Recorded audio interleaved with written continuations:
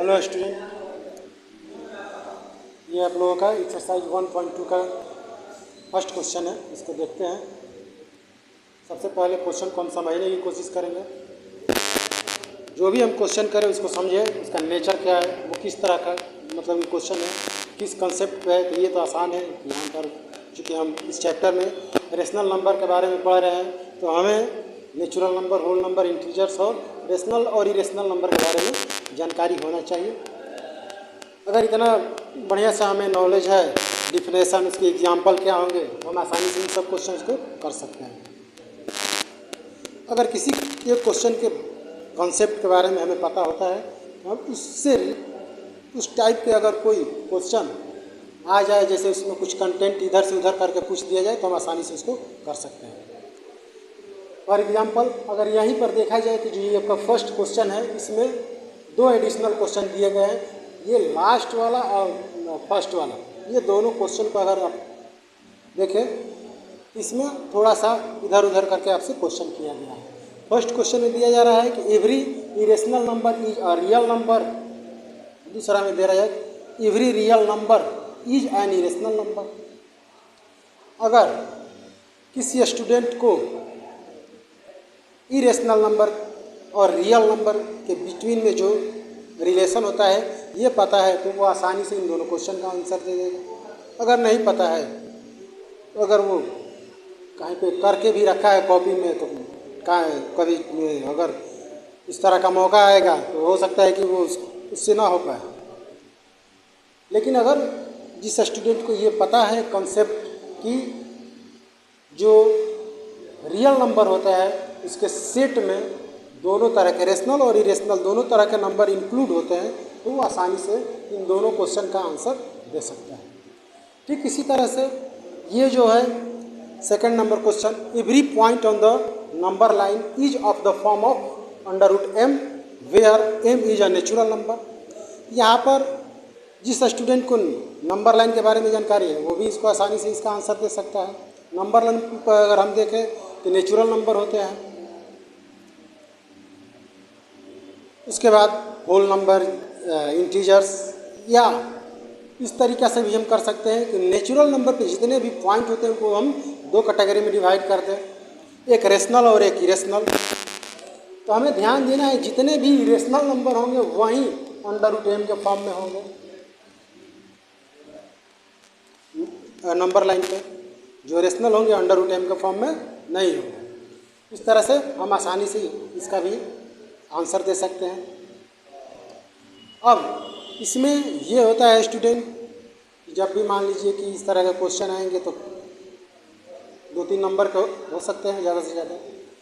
तो इस तरह के क्वेश्चन अगर 2-3 नंबर के होंगे तो उनमें जैसे कि यहाँ पर दिया है कि इसको जस्टिफाई कीजिए, इसमें स्टेटमेंट देना आवश्यक हो जाता है। क्या स्टेटमेंट देंगे?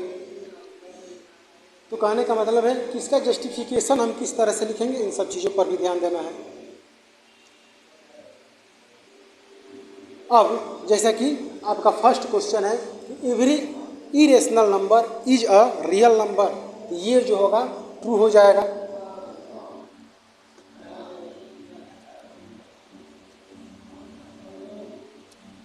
अब इसका जस्टिफिकेशन हो जाएगा because both type of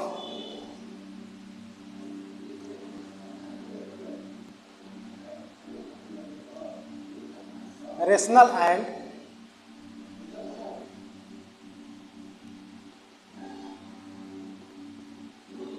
irrational numbers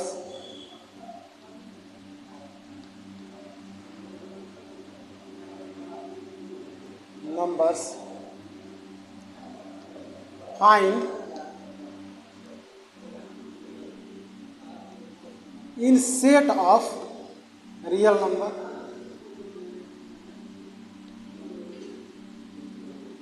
मतलब ये कि जो रियल नंबर का सेट होता है इसमें दोनों तरह के नंबर पाए जाते हैं। इसी तरह स्टूडेंट ये वाला जो सेकंड नंबर है, ये जो है इसमें चूँकि दे रहा है, इसको हम समझा भी चुके हैं कि √m के फॉर्म में नंबर लाइन के सभी पॉइंट नहीं होते हैं। नंबर लाइन जो होता है उस पर इन्फिनाइट पॉइंट होते हैं और जितने भी पॉइंट होते हैं सभी के सभी यूनिक होते हैं। लेकिन ऐसा भी नहीं है कि सभी के सभी पॉइंट जो है अंडर रूट एम के फॉर्म में हो। यहाँ पर एम एक नेचुरल नंबर हो। इस तरह से इसका हम आंसर लिख सकते हैं।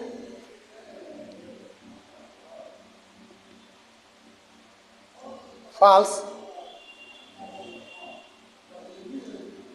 because we know that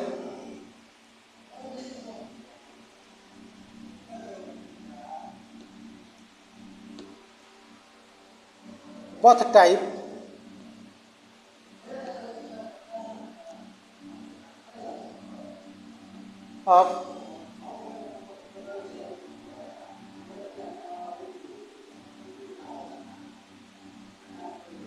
type of rational and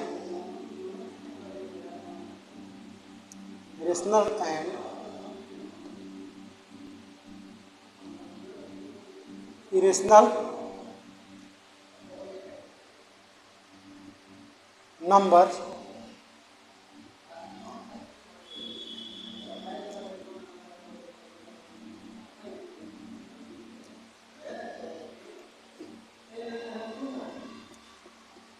find on the number line।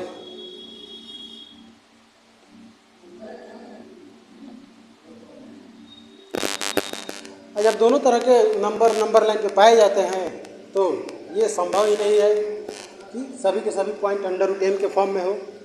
इसलिए स्टूडेंट ये वाला फॉल्स हो जाएगा। आपका स्टेटमेंट ये भी हो सकता है, या आप ये समझ सकते हैं तो कुछ दूसरा भी स्टेटमेंट लिख सकते हैं। जैसे कि यहाँ पर ये भी लिख सकते हैं कि because we know that under root two between under root 2 and under root 3 infinitely many numbers not in form of under root m where m is natural number।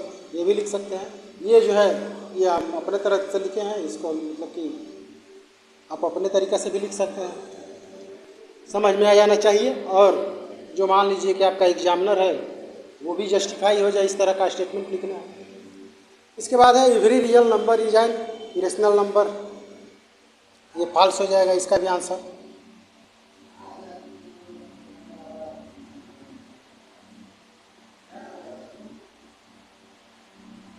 इसका स्टेटमेंट आप ये वाला लिख सकते हैं, फर्स्ट वाला का स्टेटमेंट। स्टूडेंट हमारी तरफ से आपके लिए जो भी वीडियोज उपलब्ध कराई जा रही है आप उसको देखिए, इससे जो आपको लाभ मिल सकता है उसको लाभ उठाने की कोशिश कीजिए। यहाँ पे ऐसा नहीं है कि आपको लाइक ही करना है, हाँ, लेकिन अगर कहीं पे कुछ कंफ्यूजन हो, आपको कोई भी चीज़ समझ में नहीं आया हो कहीं पर किसी भी पॉइंट पे, या कोई टॉपिक नहीं समझ में आ रहा है जो अभी हम आप लोगों के लिए कॉन्सेप्ट पढ़ा रहे हैं, तो आप कमेंट करके अवश्य पूछिए। और इसके बाद अगर कहीं कोई कुछ कमी नज़र आ रही है फिर भी आप कमेंट कर सकते हैं। धन्यवाद।